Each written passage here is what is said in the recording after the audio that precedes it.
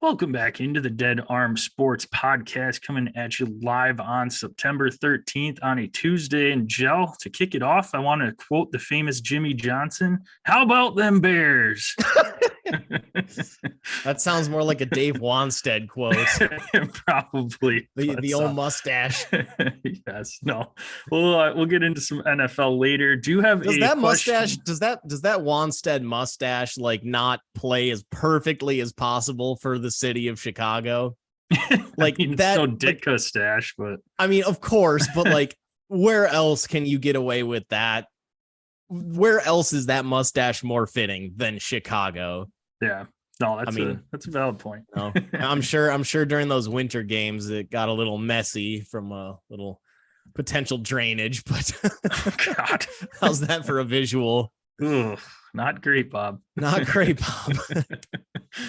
All right, so we're going to get into some of our questions after week one during our NFL segment later on in the show, but wanted to bring one to the forefront. Going back to that Thursday night game, Joe, can anyone beat the Bills this season? They look like they were firing on all cylinders.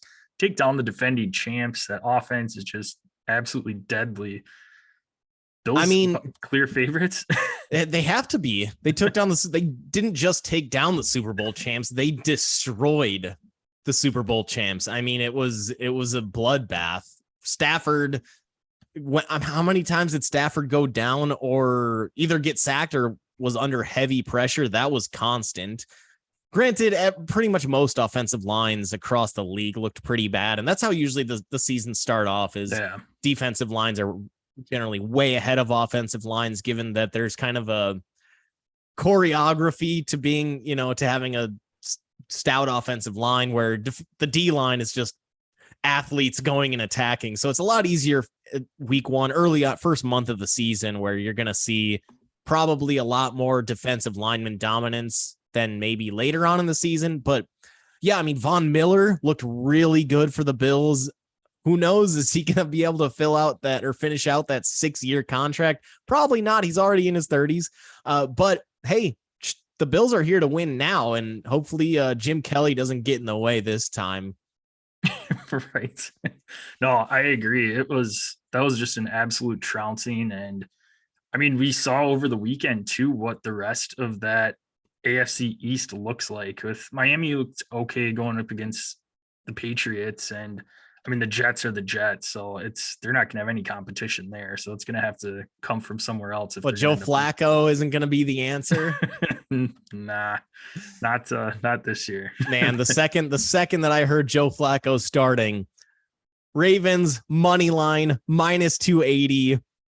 I'm willing to take it. If the Ravens lose and I end up losing my money 3 times over, fine, but it's about a 100% guarantee that ain't gonna happen with Joe Flacco against the Ravens. He looked like the Flacco of old that we all know and hate to watch. Right. We can be found at Dead Arm Sports, Twitter, Instagram. Check us out on Facebook at Dead Arm Sports. Make sure you subscribe and click the bell on our YouTube page. We are currently live right now, so if you are streaming that, you can ask us any questions, have that chat up, and we're happy to answer and respond to any questions that are asked. If you want to follow us on our individual socials, Jel can be found at DasJel. That's at DASJEL. I can be found at DasJPEC. That's at DASJPEC.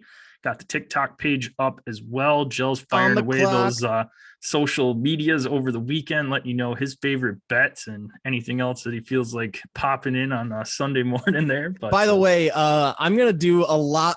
By the time that I put up my betting video up before those noon games, had some uploading issues, and those videos didn't end up uploading until like 11:40. So apologies there. That's a little late, but I'm gonna definitely try to get that out first thing on Sunday mornings so that you guys can have some. If you are a bettor out there, I'll help you become a better, and if not, hopefully just something to get the gears churning in your brain and maybe, give you some additional things to think about. Absolutely. Speaking of things to think about, there's a lot of college teams that are thinking they're in a good spot or some that are in a bad spot. And we're going to get into that. Got our week 2 NCAA breakdown here, and we're going to do something a little bit different here. We're going to go and just kind of talk about some teams, coaches, things in general that are either trending up or trending down. Again, it's still early, might be some overreactions here, but got you covered. That's the best part about football. We can overreact every single week. It's not like baseball where you've got a game every day. You can't overreact. We can overreact 17 times a week this year. Yep. It's great. I'm going to kick it off. Or 17 times once a week for 17 weeks. I said 17 weeks. I don't even know what I said. 17 times a week, I think I said. That ain't right. Well, it could be if you wanted to. No, you're right. I guess, yeah. I'm going to kick it off with one of my trending up topics, and I'm going to give a shout out here to the Sun Belt Conference. Sun Belt Conference, the Fun Belt, absolutely dominated this last weekend. Marshall getting the win on the road over Notre Dame. App State knocking off Texas A&M in College Station, and Georgia Southern going into Nebraska and essentially firing Scott Frost himself. So we'll talk about that. Scott Frost no longer with Nebraska. Nebraska wanted him gone so bad they didn't wait till October 1st when his contract would have reduced $7.5 million. 2 more games, $7.5 million. But ultimately, I think it was time. I mean, Scott Frost, he shouldn't have even been coaching to start off this season. They should have cut ties last year. But no, bringing it back to the Sun Belt, hell of a weekend for them. Yeah, I mean, I guess obviously App State appears to be pretty legit. I got to be honest, man. I was a little disappointed they didn't make it into the top 25. Because they hung right in there with UNC, and then they beat A&M, who was ranked as the number 6 team in the country. I thought App State had a chance to jump into that top 25. The Badgers aren't in the top 25 anymore, but shit, man, if we're being honest, that'd be a pretty good game. App State at Wisconsin. My favorite story of that game, though, has nothing. It doesn't have to do with anything that happened during the game. It's the ESPN College Game Day reaction after the game that is my favorite part. This upcoming weekend, they were supposed to go to a game at A&M at Kyle Field, and instead they flipped it, and now they're going to App State on Saturday morning. That is just doubling down on the disgraceful game that A&M had, and they're just wiping their tears. ESPN's trying to wipe up their tears right now, and really just rubbing it in and saying, "Yep, we're not even College Game Day is not even coming. We're going to you lost to the right. Following week to take your place." Yeah, no, I mean I think Miami was coming in this week, so that would have been a hell of a matchup. Texas A&M potentially would have been in that top 5, top 6. And yeah, I don't blame them for flipping. I mean, that was ugly. It was ugly. It was fugly. Yes. I'm going to start off. Anything else from you on the Fun Belt? That was pretty much it. Just want to give them a shout out to some awesome wins. And yeah, Marcus Freeman starting off 0-3. I think that was the first time since like the 90s that Notre Dame, or early 2000s, that they've starting off, or coach has lost his first 3 games in a Notre Dame, losing the bowl game last year and then the first 2 this year. Yep. I'm going to move over. I'm going to give you something that I think is trending down, and that is the AP voters. We were questioning this from the very beginning when we saw Notre Dame at 5. We said, hold up, that seems way too high. They just lost Brian Kelly, one of their best coach since Lou Holtz, maybe. I mean, that's legit their most consistent program. Weiss wasn't good. Big boy Weiss. And then not only Notre Dame at 5, but also they had A&M at 6, which we questioned. Both of those teams being at that high, being in the top 6. Notre Dame, rookie head coach, lost their quarterback, Jack Cohen, who maybe Jack Cohen's a little bit better than we thought, given that how rough they've started out this season.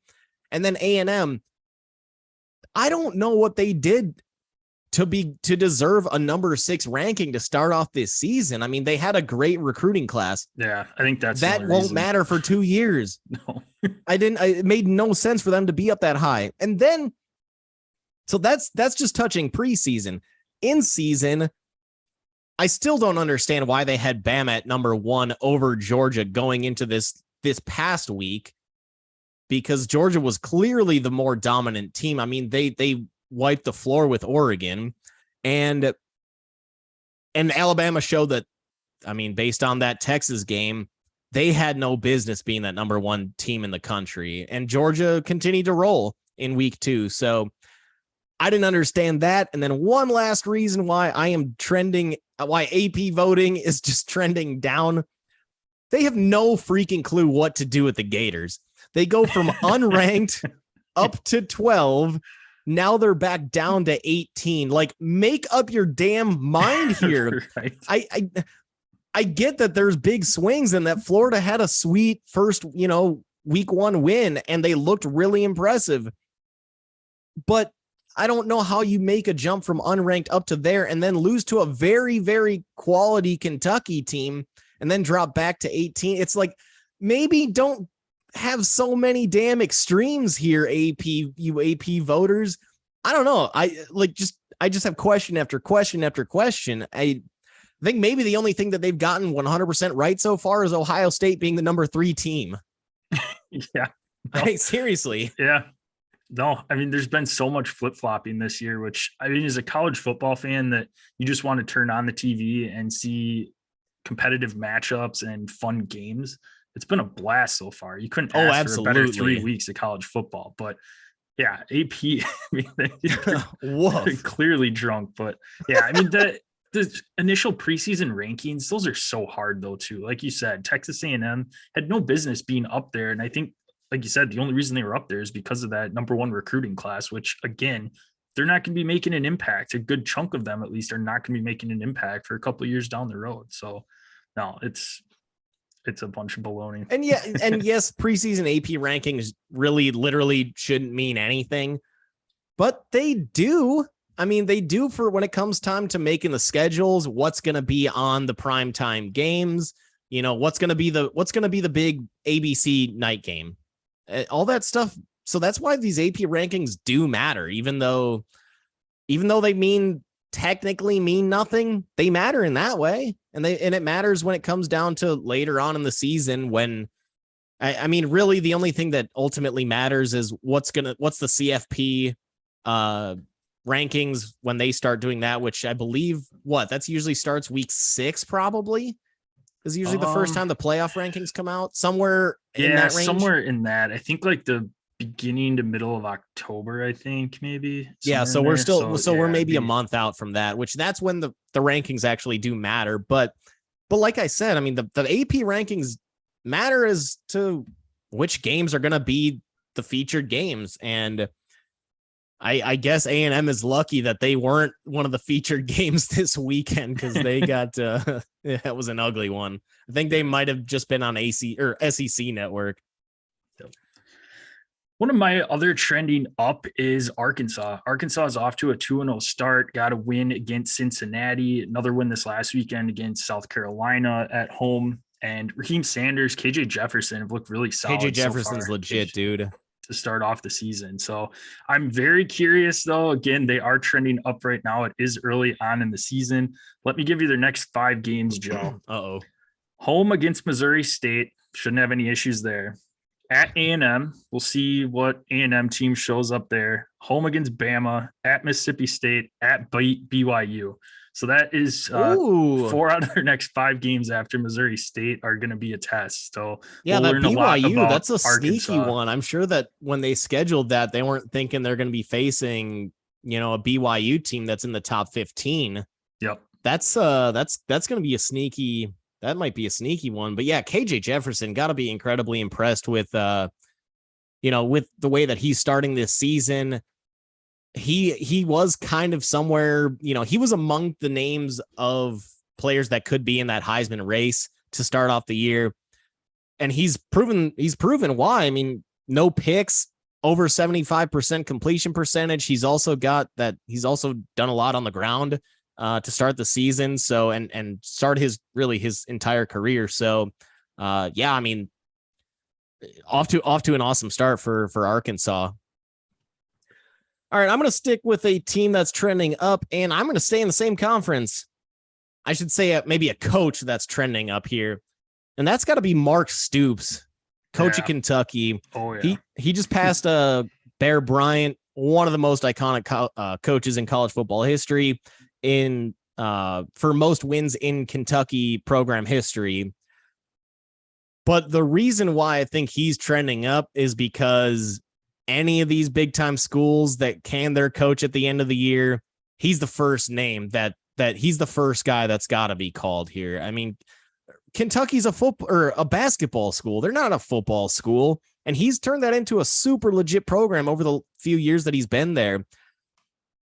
I don't, he's now going to be the first guy called, and hey, that means a major payday, whether that's college or the pros. I think, the Stoops name, it obviously fits the college, kind of that last name fits college. Just a tad.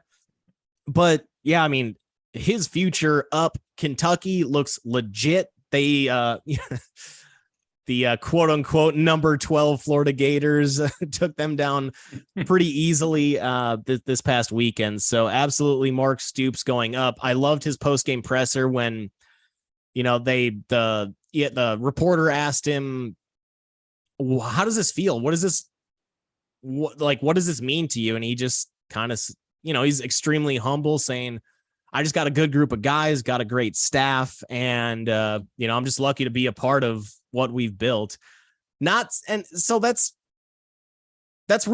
just a really humbling response, not being like, I put together a great staff. I put together some great recruiting classes. I helped build this program up. No, I'm just happy to be part of what we have put together. And that's, I don't know. That's just a humbling thing to say. And it just helped me kind of become a little bit bigger of a fan of the guy, not just the coach, but the guy.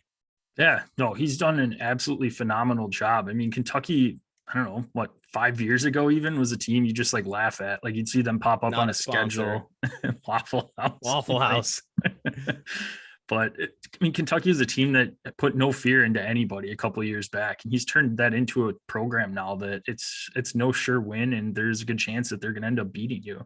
Do you think he ends up just hanging around Kentucky? I mean, there's going to be some other jobs that are open, but it's an SEC job. He's turned around that program where he's been getting in some decent recruits. You're in a pretty weak. Again, once Texas and Oklahoma come over, we'll see what that realignment looks like as far as divisions, conferences. Good point with that. But right now that SEC East is weak. You have Georgia, and then from there, we'll see what Tennessee is. You'd mentioned Florida bouncing around like a pinball machine in the AP rankings, but outside of that, it's up for grabs. You pull off a shocking win and pull off a win against Georgia, and you've got a front seat to that SEC championship game. So it's not like it's the West right now where you have a bunch of other teams. You got Bama, LSU, A&M, that are usually perennial powerhouses and going to be competing, where, right now, Kentucky, it's just Georgia that you're fighting against for the most part.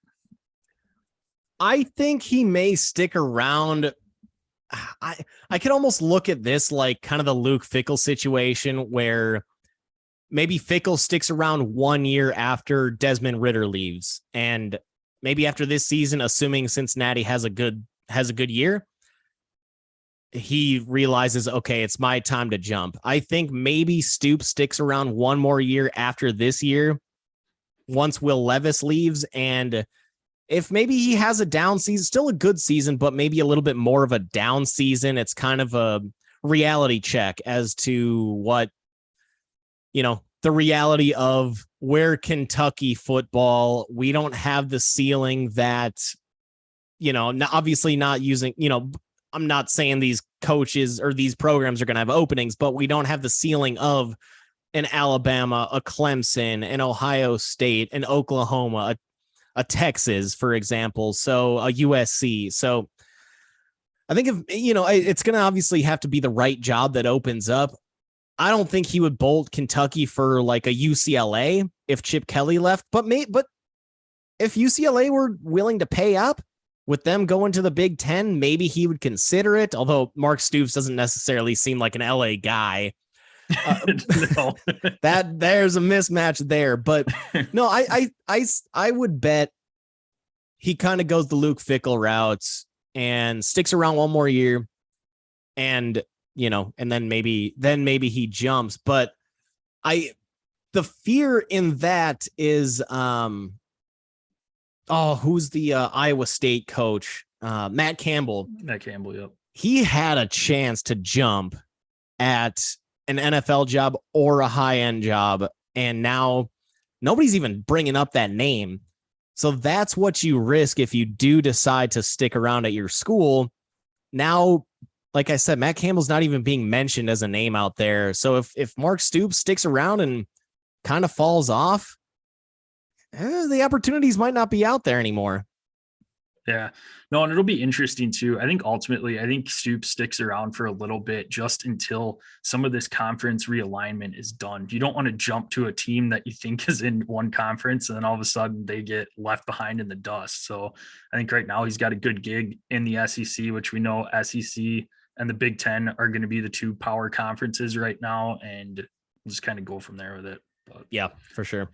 I'm glad you brought up Campbell's name, Joe, because one of my trending down teams is the team that his Cyclones beat this last weekend to take home the Cyhawk trophy, and that is Iowa. Iowa has scored 14 total points on the season so far, putting up 2 safeties and a field goal their first game, and then one touchdown this last game. So one touchdown on the season in 2 games. Sitting at 1-1 very easily could be 0-2 right now. This offense is just absolutely putrid. Defense is typical Iowa defense, but man, and I mean, I guess we can lump the Badgers into here too and just say that this Big Ten West division is just god awful.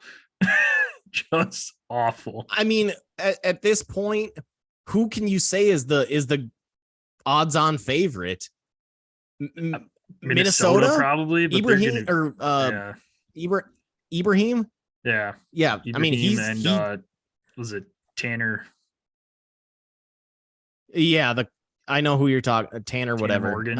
Yeah, that's it. I mean, Ibrahim looks like himself pre-torn Achilles, so good to see him back and rolling for his own sake, but yeah, that's rough when it looks like Mr. Row the Boat is is the front runner for the Big Ten West. That's not generally a good sign. Not a sign of strength, certainly. I can't imagine the Gophers stand much of a chance against the Buckeyes in a conference championship game. No.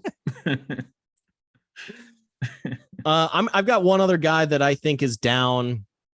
And that's going to be Jimbo Fisher. I mean, you have to question, is he a good coach or is he just a really good recruiter? I mean, obvious, along with, his boosters being able to pay for whatever the hell he needs. Right. But I read somewhere that comparing him to Kevin Sumlin, again, a guy that would bring in some sweet talent, but never could deliver anything at least super meaningful. It's not really a good sign if you're being compared to Kevin Sumlin. So any Aggies down here don't. He had his nice run there with Manziel, but that's not because of Sumlin. That's because of Manziel and Mike Evans and that some of the studs on Myles Garrett. I was one of his guys as well. So is Vaughn there too? I don't think Sumlin was there that early. Okay. But yeah, I don't know. I mean, Jimbo, he's got to start winning some games. They're not paying him. They didn't give him a 10-year deal just to have some nice recruiting classes. He's got to deliver on the field. And so far he hasn't really at least done anything truly meaningful. And the other piece to this puzzle is how safe is that quarterback job for Haynes King? They do have a 5-star Connor Wegman coming in this past season, also a transfer from LSU, Max Johnson, at quarterback. So is it time for A&M to really potentially shake up that QB position? Because Haynes King was a very high-end recruit, but if he's got to be able to beat App State.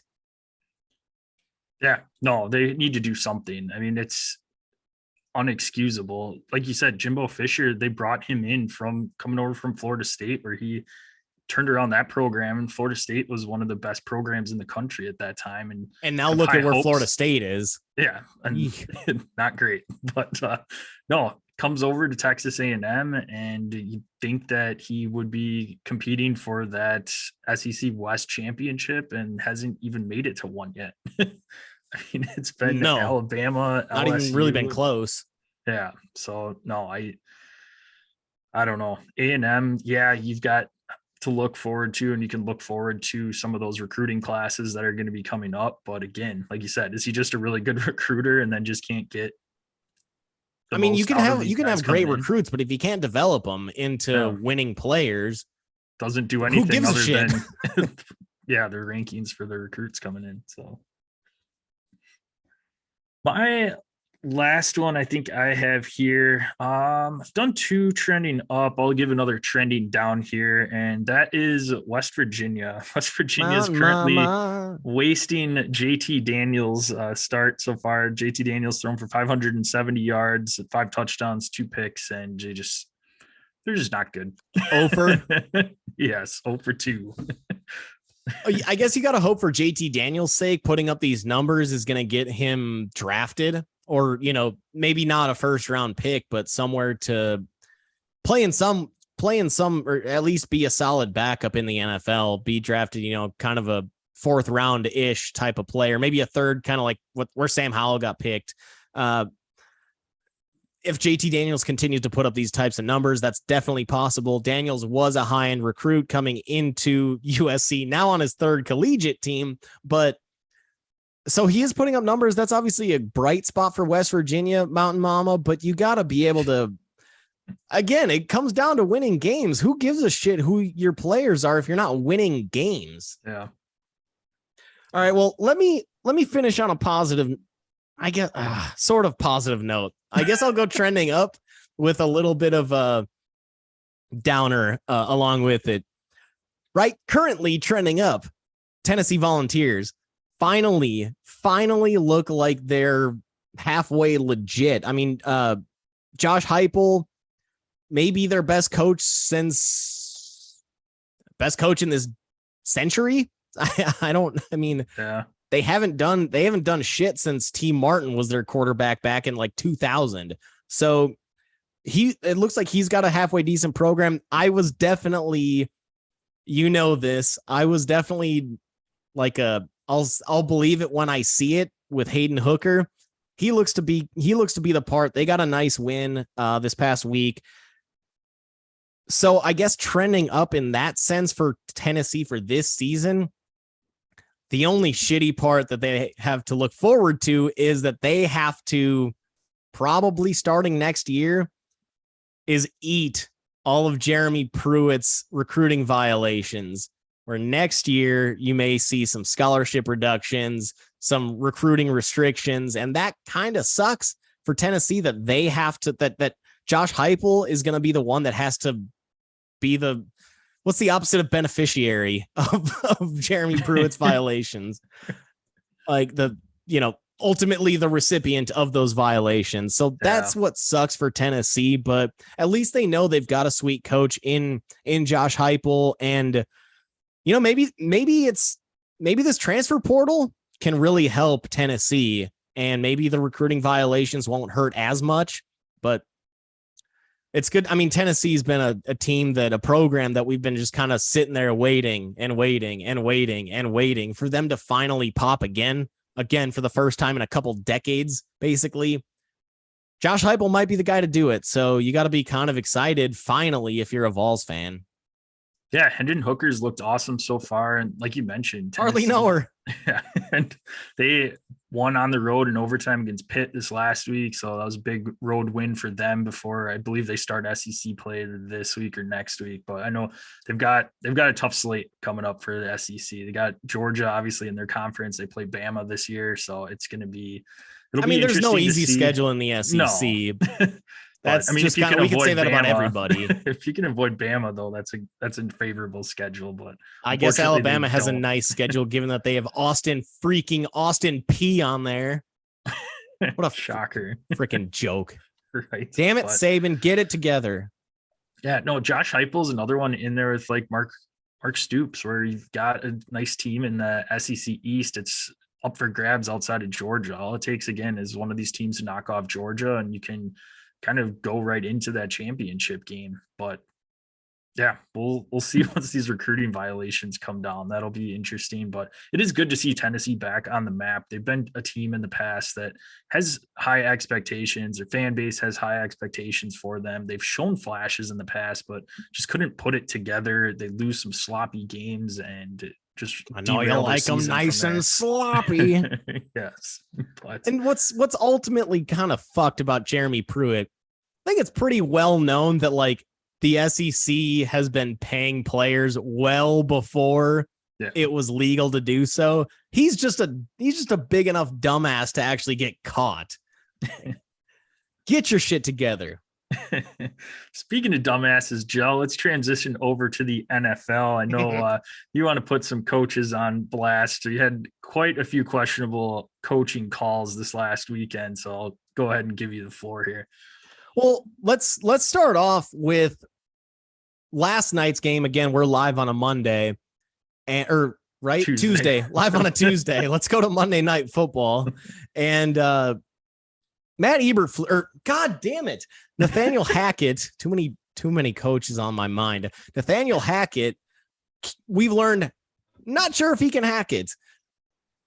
They had a minute and 11 seconds left. 4th and 5 at about the 45 yard or maybe 45 yard line or so, just inside the 50. 45. Yeah. Yep. And but a 4th and 5, and it looked like Hackett did not know, that whole Broncos offense did not know what they were doing. A minute and 11 seconds left, and they literally just ran the clock down to 20 seconds. Everybody on the Broncos kind of looked like, okay, are we going to call a timeout? Are we going to go for it? What are we going to do? And because it's not like, so, and then Russell Wilson with 1 second left on the clock, on the play clock, has to call a timeout with 20 seconds left in the game, which ultimately set up a 64-yard game-winning field goal attempt, which went wide left.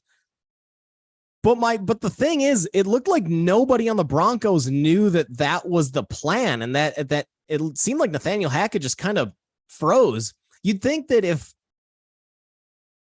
the Broncos knew that they were that was the plan was to kick the field goal, the team would have, gone off to the sideline, and just Hackett would have just waited around till that 1 second mark, and he would have called the timeout himself. But no, everybody just kind of waltzed up to the line looking around, and Russ didn't even really like make any phony, hut kind of things, kind of phony snaps or anything like that. And then he ends up being the one to call a timeout with 1 second left, because it just showed that Hackett did not really know what he was doing at the end of that game. Yeah. Schefter Hardly Knower tweeted out about an hour ago, and he'll quote his tweet here. It says, addressing his decision to attempt a game-winning 64-yard field goal last night, Broncos head coach Nathaniel Hackett just told reporters, quote, looking back at it, we definitely should have gone for it, end quote. Oh, yeah, no shit. You have Russell Wilson. You just gave him a $245 million contract. He's got the most 2-minute drives to finish off either the first half or the game since he came into the league in 2010. He's got the most score or most points inside 2 minutes. And you just gave him that massive contract, and you're not going to put it in Russell Wilson's hands. Instead, you're going to put it in your kicker's hands, or foot, I guess. Well, the kicker kicking was awful all weekend too. And the kicker is I don't know how many from 62 plus yards. He's tried multiple field goals from past 62 yards and hasn't made any in his career. It's in Seattle, which we know is a hard place to kick in general. I mean, you're at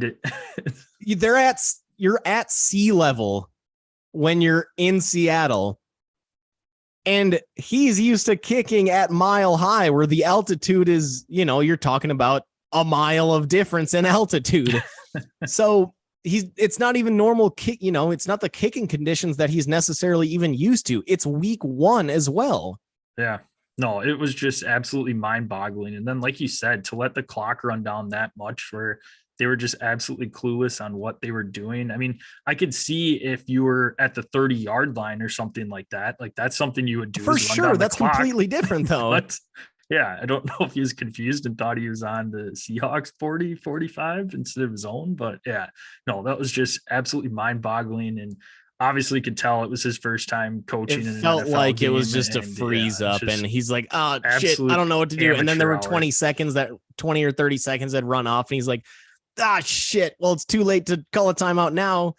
So Russ, call a timeout at 1 second. Like, just completely froze. And yeah, it's his first game as a head coach, but you were hired to be the head coach. And so you have to understand clock management. Something that we've all killed Mike McCarthy for in the past is horrible clock management.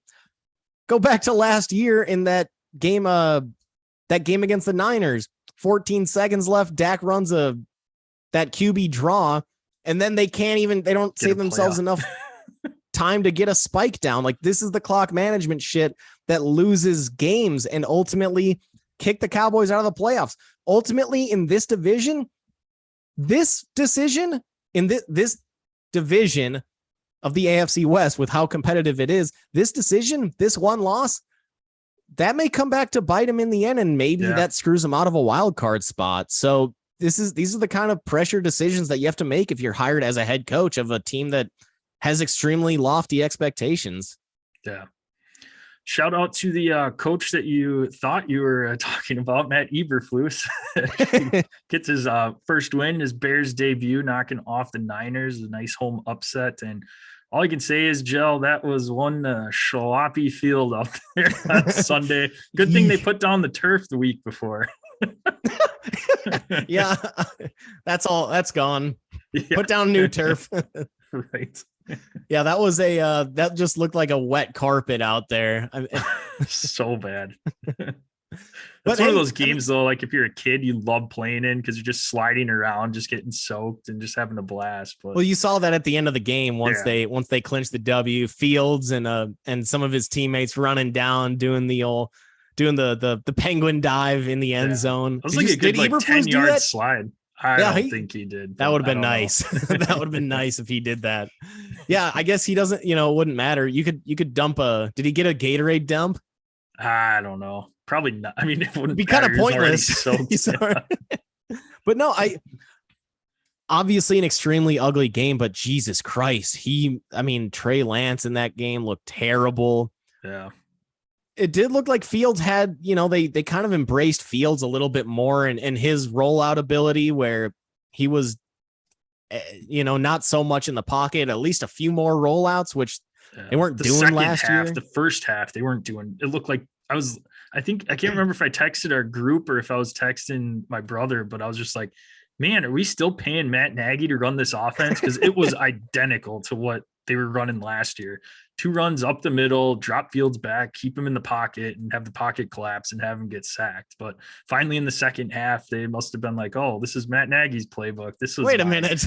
Wrong binder. And then they started rolling him out. And there was a broken down play that Fields hit Dante Pettis for that 50-some yard touchdown that there wasn't a 49er within 15 yards of Pettis when he caught the ball. But Fields still made a good decision there. I mean, from last year, he probably would have tried to force it somewhere else, but he's taking a look at different reads, seeing who's open, and had a nice touchdown pass to Kwame St. Brown too. That was one that ended up taking the lead there. But what was pretty cool, ESB, Equinemius, and Amon-Ra St. Brown both scored touchdowns within like a minute of each other. Yeah. That's pretty badass. Yep. That's godsend.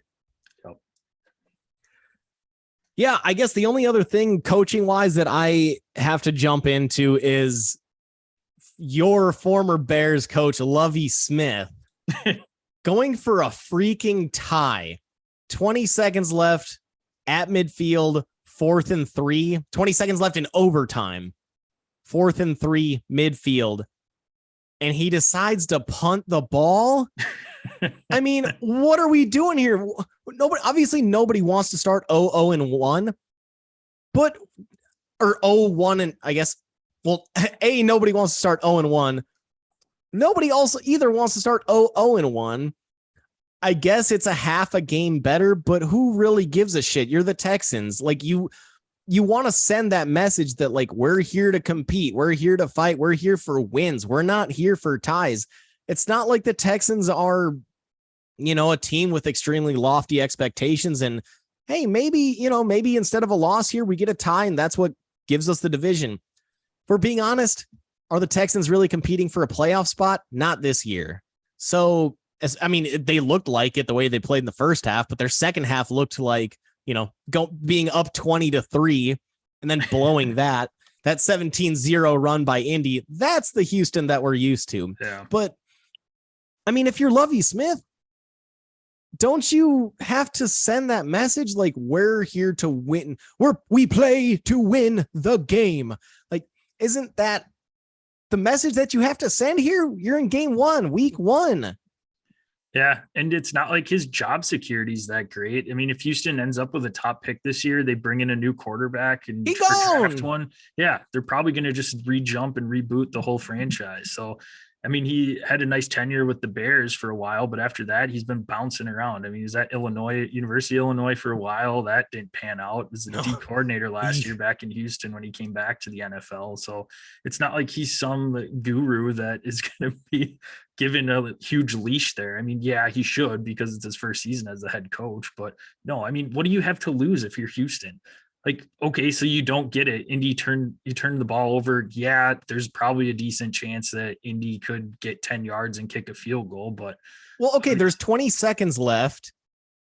Let's say you run a play that takes 5 seconds. That leaves Indy with and you don't convert. That leaves Indy with the ball at midfield with 15 seconds left. Okay, they throw an out pattern and they set themselves up for a 35 or at the 35-yard line for a 50-yard field goal. That's kind of what you're looking at. Like, that's not a big risk. And I think it's just stupid to not go for the win there. And it's a 4th and 3. It's not like this is a 4th and 15. 4th and 3. You're not telling your offense, hey, I know you guys can get me 4 yards. Right. It's just all of this just sends the wrong message. I get it that Rex Burkhead was the bell cow for them this past week, but good God, you got to let Davis Mills know I believe in you to get me 4 damn yards. Yeah, which clearly he doesn't. Clearly he doesn't. That's my whole point. Oh man. Yeah, no, it was a wild and crazy week 1. There's a lot of upsets. I know there was some games that you weren't too thrilled about down the stretch, Gel, that ended not the way you wanted to. But what are some of the questions that you have after just seeing this slate of games from week 1? I guess I'll start it off with, what the hell are we supposed to take from that Pittsburgh-Cincinnati game? Cincinnati lost the turnover battle 5-0. They had 32 first downs. Pittsburgh had 13. Cincinnati converted on 53% of the third downs. Pittsburgh went 4 for 15 on third down conversions. And Cincinnati had the ball for 43 minutes. If I paint that picture, if we eliminate that turnover discrepancy, but I give you those other 3 things, those other 3 numbers, you're sitting there thinking, okay, they probably won like 38-7. They ended up losing in OT.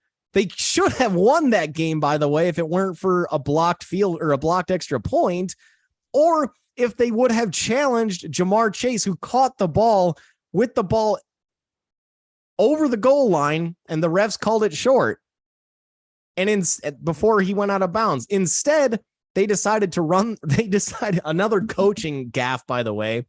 They decided to play hurry up offense and try to run a play really quickly instead of challenging that or calling a timeout and having the refs review it, because that would have been overturned and that would have been a touchdown. So I mean, Cincinnati just shot themselves in the foot. Burrow, is he going to really turn the ball over 4 times again?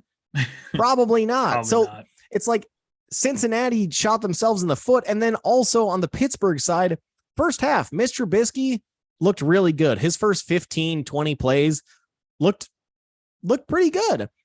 But then you get into the second half and he has to make more, the plays aren't as scripted and, it's more of kind of like a read and react. And it's like, that's the Trubisky that I know from Chicago. I was going to say, I didn't get to see a ton of that game. The Bears were on at the same time. So I was watching mostly the Bears and flip back and forth between that and red zone here. But Mitch Trubisky historically has been pretty decent out of the gate with the plays that you practice leading up to the game. That you, like you said, you've got the first 10 to 15 plays, 20 plays scripted. Are pretty much scripted. Yeah. So he's usually pretty good with that. And then once you get him on the fly, that's when it starts to derail a little bit. But no, from this one, for me, I'm not taken too much away from Cincinnati. I think Pittsburgh, obviously it's a nice win for them. Granted, it was sloppy, but I'm not too worried about Cincinnati. Like you said, Burrow's not going to turn the ball over that many times usually in this one. T. Higgins went out fairly early with that concussion, so that was another. Have you seen any update on his status going into week 2? We don't have anything at this time. It sounded like he was progressing okay through it. So it was a pretty nice lick that he took. Yeah, so keep an eye on that for fantasy purposes. But no, I'm not too worried about Cincinnati. I don't see a Super Bowl hangover or anything like that for them. I think this was just kind of like okay, we're back to week 2 now. Let's just shake this one off and go back out there. So, well, we have to remember too with Joe Burrow, this was his first. He didn't have any game action in the preseason. He's coming off the appendectomy. So this is his first game action too. And yeah, he might not have looked extremely smooth, but he'll get back to the Burrow that finished off the year on a freaking tear with the Bengals. I want to go over to the game of the week that you said you were not going to watch at all, Jill. And are the Giants better than we thought, or are the Titans worse than we thought? I don't know what to take from that game. I mean, other than Brian Daboll's got some massive stones for going for 2 there. Which is awesome. That's what I'm talking about. That's how you change a culture, man. Even just little shit like that. That's how you change a culture. And that's what bothers me about the Nathaniel Hackett thing, the Lovie Smith thing. You got to, all 3 of those guys are first year head coaches. Who do you feel most confident in right now amongst those 3? Oh, Daboll. It's Daboll by a freaking mile. I mean, if you're Hackett and Russell Wilson doesn't convert, at least you made what I think is the right call and giving the ball to your best player, your $245 million player. But getting back to this game, Daboll, hell yeah. Love that call. Saquon looks legit. Yeah, he looks back. But I think I take more out of this game is that Tennessee, I don't think they got the same juice that they've had the last couple of years. Tannehill I don't know if he's still rattled from that horrible playoff game that ended their season last year with those 3 picks. Derrick Henry doesn't necessarily have that same burst that he did. He's approaching age 30. He's been worn down. There's only so many, hits that you can take. No matter how big you are. Yeah, Derrick Henry has delivered a lot of hits, but shit, when you're delivering hits, that's also a giant hit on your own body. So Henry's never been a massive burner until he really gets that head of steam going, but he still didn't look like he had that same burst. And again, Tannehill just does not look dynamic whatsoever. So I guess I'm more down on Tennessee than I am up or high on the Giants. I think that's where I sit right now too. Like you said, Saquon looked like he was back. He looked like he had that burst that he had early on in his career. So fingers crossed that he's fully healthy, because he's one of the more fun running backs to watch play in the NFL. But yeah, Tennessee, man, that offense, we had questions on it coming into this season too. We said that Indy was going to be the ones to walk away with the division, which we'll see. They didn't look that great first week either against Houston, but no, Tennessee's offense, though, without AJ Brown, Robert Woods didn't look that good either. Didn't do shit. He's coming off of an injury, so I'll give him a game or two, but no, it's, you touched on AJ Brown. Seems like a huge difference maker, where Tennessee's offense clearly fell off, and the Eagles' offense, AJ Brown went off this past week. So AJ Brown, true difference maker. It's, there's that saying where, sometimes to show your true worth, if you're, at work, just take a week of vacation and see what kind of firestorms you come back to. And if they're calling you when you're on vacation and they're like, we don't know what to do, that shows who you work for. That shows them your worth. Same thing here. AJ Brown being gone, that shows how much worth he had, how much value he had to that Tennessee offense. And then obviously also the difference that he made in Philly this week. I've got one more that I want to run at you, and I guess we'll go back to the Bears game. Would Jimmy G have won that game? Trey Lance looked bad, man. Like, he was missing open throws. I know it was sloppy, but Jimmy G's, he went to Eastern Illinois, so he's played in shitty weather. First couple of years he was in New England, so he's at least practiced in shitty weather and got, his little bit of game action was in pretty ideal conditions, but he's used to that Illinois weather, playing at EC or Eastern Illinois. Couple of years in New England, and Trey Lance just looked bad. You think Jimmy G wins that game? Probably, because it wouldn't have taken much play from San Francisco's quarterback room to win that one. It was ugly. It was one that, as a Bears fan, I was not expecting to win, and glad we ended up walking away with the victory. But yeah, Trey Lance just, I don't know. It's hard to. Kittle was out, which I think that's going to be more often than not. That's what we've seen the last couple of years. Kittle can't stay healthy. So I think you just kind of scrap that, as this is going to be their usual. And if he's in the lineup, then awesome. But Brandon Ayuk had some nice catches down the sideline, so he looked okay. But I don't know. The Bears defensive line was getting some pressure in there. Their cornerbacks looked halfway decent for the most part. I liked the Bears defense too, because it reminded me of the old Lovie Smith days where they were swarming the ball, trying to punch it out. And the peanut punch. Yeah. I saw that from, I think, was it Jalen Johnson, who switched over to Peanut Tillman's number this year, 33. So, yeah. Well, okay. We're in that number right then. Representing that number right. Elijah Mitchell went down too. And to me, it kind of seemed like the 49ers weren't using Trey Lance to his full ability either. You saw, like you mentioned earlier on in this episode with the Bears, where second half, they started rolling Fields out. They started having him running a little bit too, or Fields would take off, gain some yards there, where it seemed like San Francisco was almost being too cautious with Trey Lance at times too. I don't know if it had to do with the weather. Maybe they haven't fully opened up the playbook to him, but they weren't really having too many designed runs for him, moving him around at all. And I don't know, he was kind of set up to fail a little bit, but ultimately, yeah, going back to your question, Jimmy G probably would have won them the game, but if you're San Francisco, how bad does it have to get for you to put Jimmy G back into the lineup?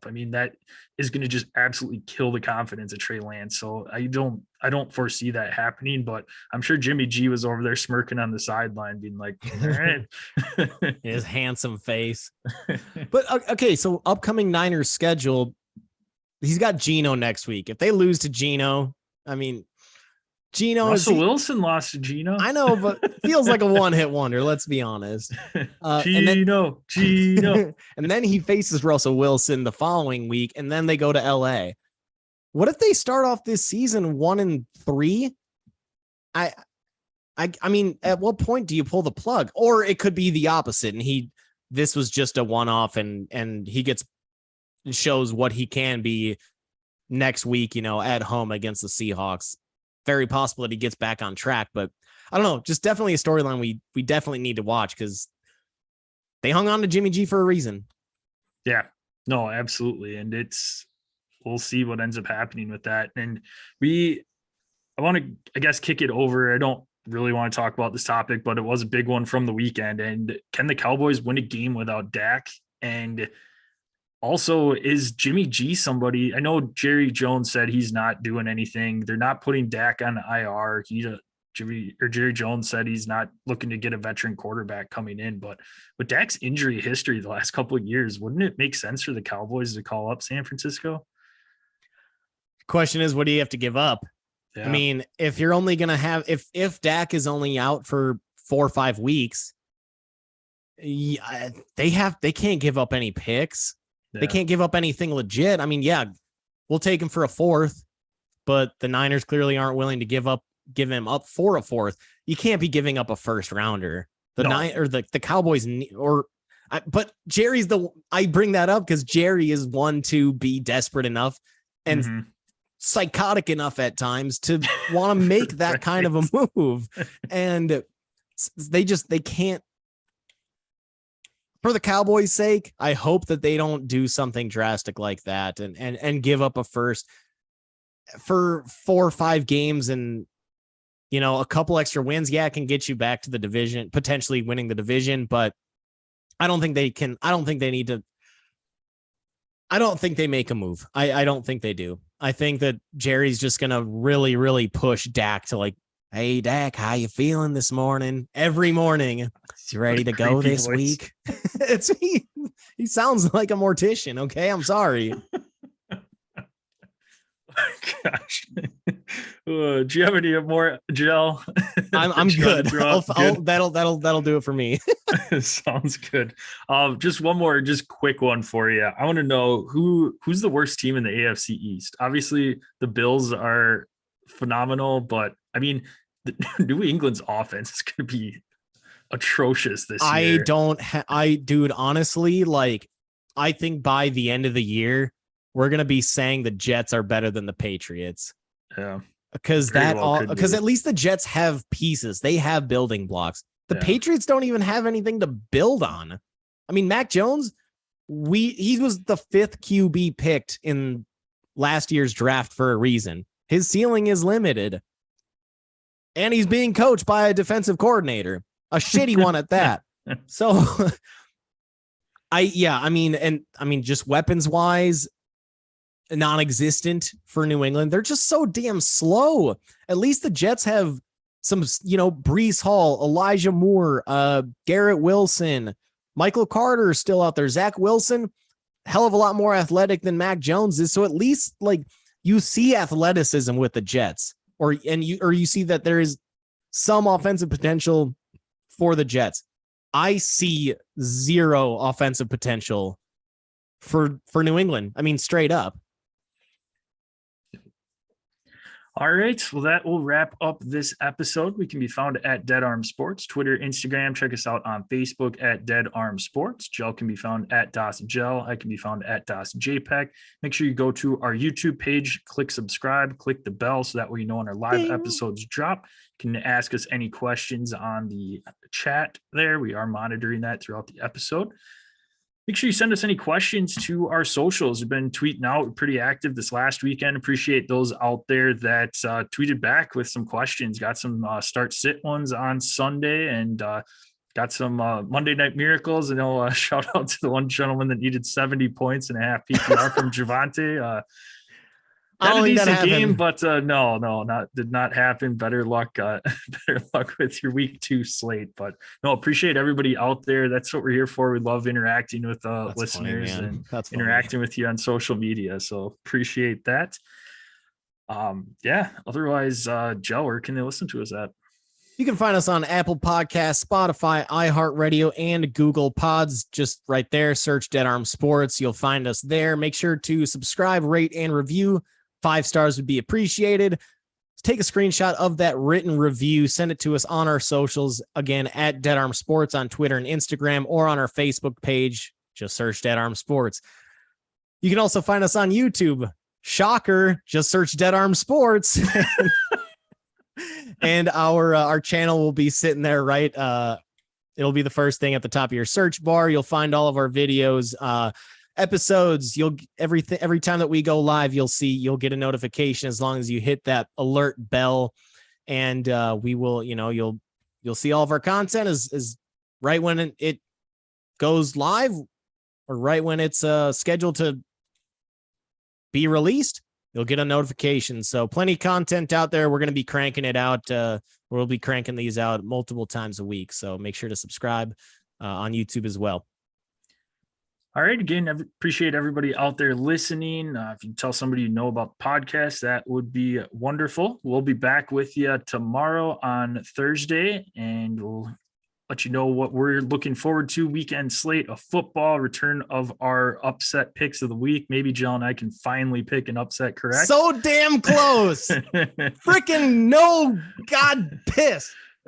Didn't have the balls to go Appalachian State. I said it was the best bet of the week at App State plus 18, and I almost had them be my upset. Like, didn't do it.